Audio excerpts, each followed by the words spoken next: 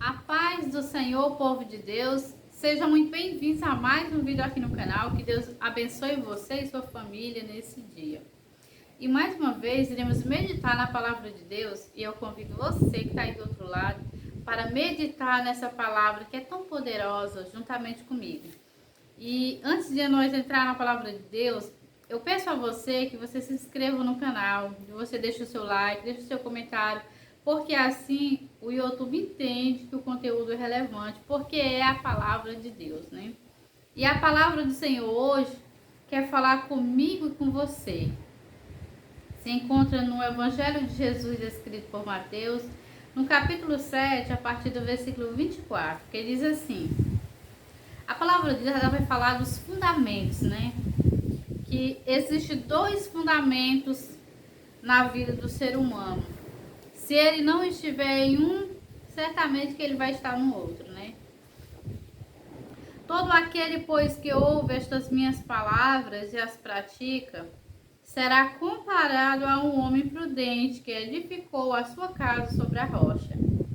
E caiu a chuva, transbordaram os rios, sopraram os ventos e deram com ímpeto contra aquela casa, que não caiu, porque fora edificada sobre a rocha.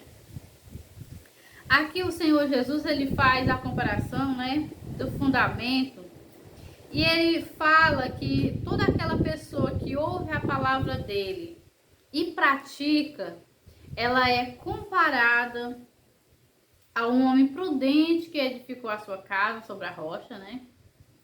Ele não quis edificar na areia, ele edificou na rocha, na pedra, né? E ali, quando veio a chuva, o vento que bateu naquela casa, ela não caiu, porque ela estava edificada. E assim, meu amado, é com você. Se você é uma pessoa que você tem ouvido a palavra de Deus e tem colocado ela em prática, as lutas virão, as tempestades virão, mas ela não pode te tirar da presença de Deus, porque você está firmada na palavra do Senhor.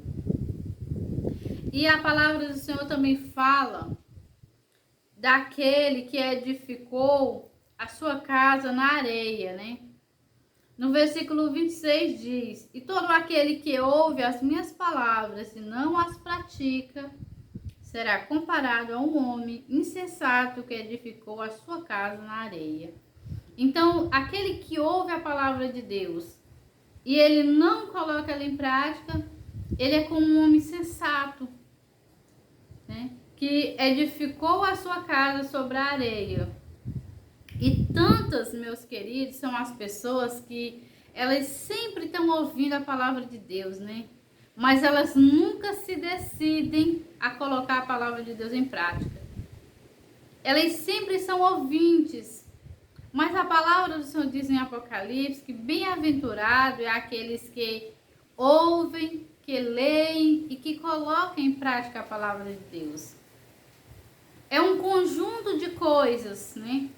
Que uma depende da outra e que as três precisam ser concluídas.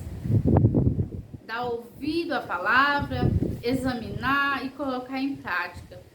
E aqui, quem ouve a palavra de Deus que não coloca essa palavra, que não pratica ela na sua vida, o Senhor diz que é comparado a um homem que construiu sua casa na areia.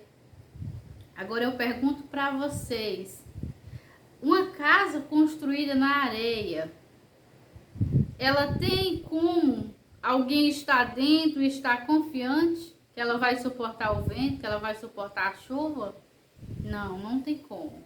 Na primeira ventania, certamente que ela vai já começar a rachar e tombar, porque ela não vai suportar a adversidade. E assim é o homem e a mulher que ouve a palavra de Deus, mas que não se decide de colocar ela em prática.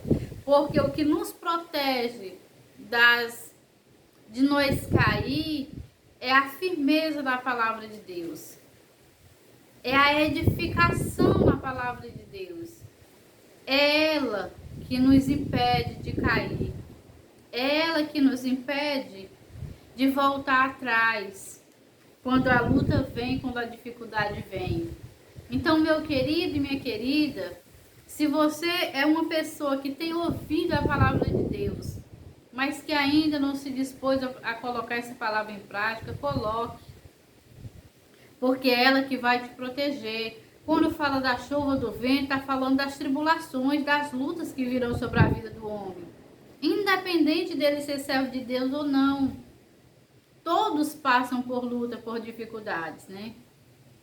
E a resistência está em o homem estar firmado na palavra de Deus, né?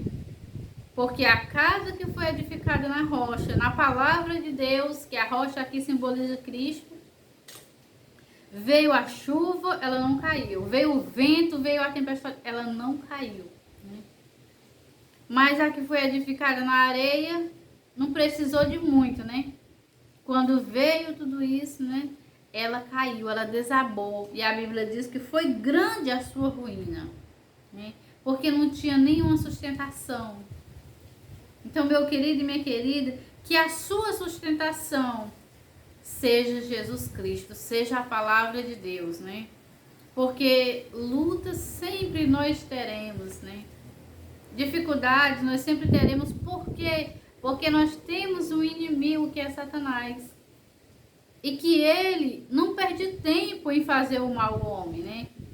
Ele luta de todos os modos para fazer o homem cair, independente dele estar na presença de Deus, né? Porque ele tem prazer de ver o ser humano derrotado. Mas tem alguém que é maior do que ele, que é o nosso Deus. E aquele que estiver com Deus, ele tem a proteção. O Senhor guarda, o Senhor livra. E o Senhor não deixa cair.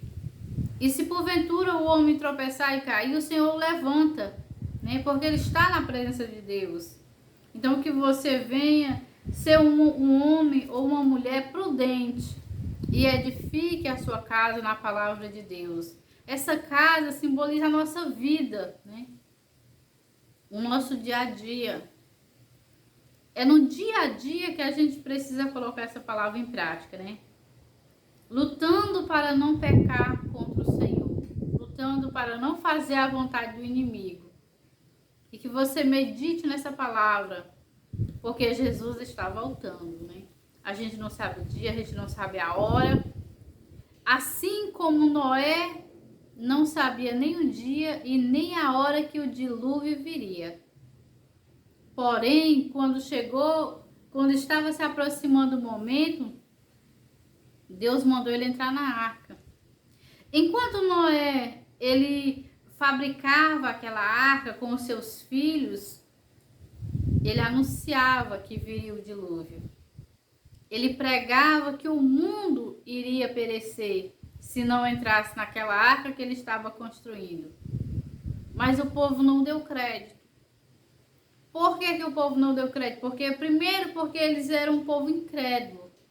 O prazer deles era pecar. E segundo, porque não chovia naquela época. Apenas subia um orvalho e regava a terra. Não havia chuva. Então, para aquele povo era impossível ter um dilúvio.